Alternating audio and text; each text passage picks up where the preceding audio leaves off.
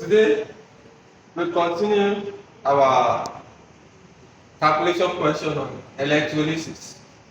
So we are moving higher every day. So the question is suitable for WAEC NECO JAMB and IGSCE. That is IGSCE is an international exam, International General Certificate of Secondary Education. So let's look at the question. What mass of copper will be deposited by a current of 1.0 ampere passing for 965 seconds through copper 2 tetrasulfate 6 solution? We are looking for mass. Now solution, not to waste our time. Solution.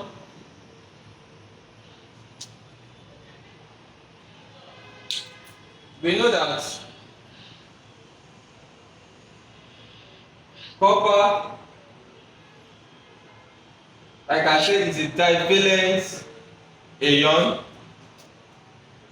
This is aqueous after being solution. Plus, to balance the equation, you have 2 electrons here to give us copper here. Solid.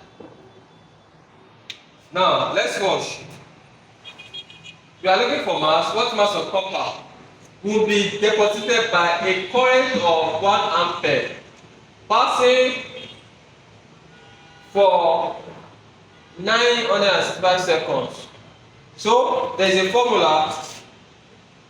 Q equals to IT. This is quantity of electricity. I stands for current, T time.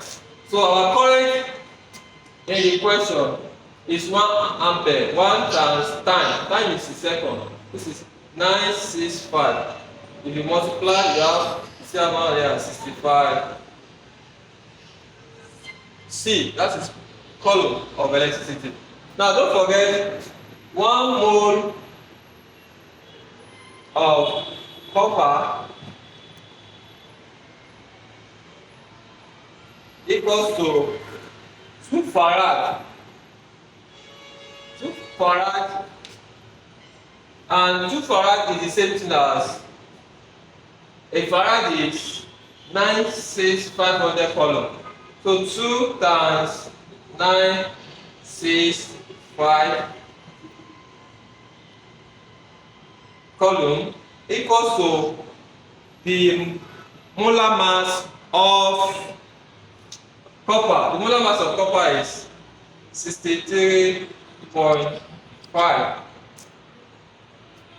Now, to continue, we say 2 farad is the same thing as 3,000 coulomb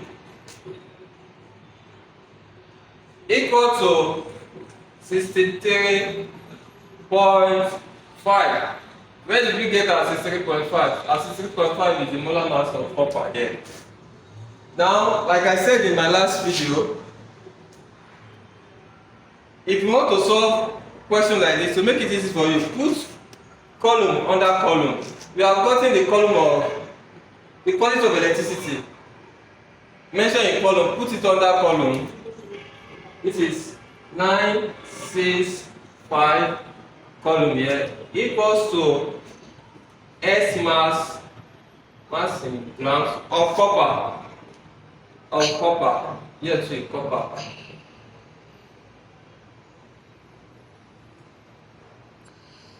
Now when you cross multiply, you have 1,930,000 x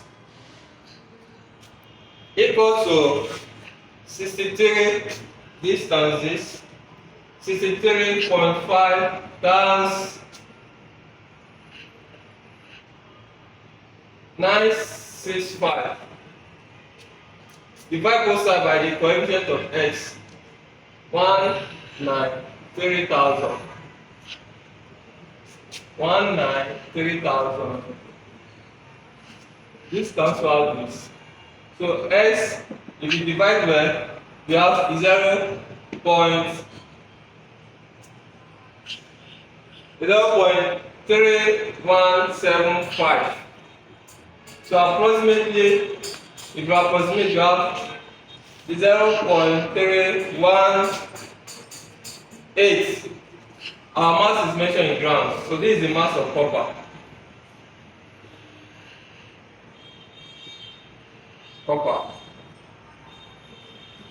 So out of the 5 options, A is the answer.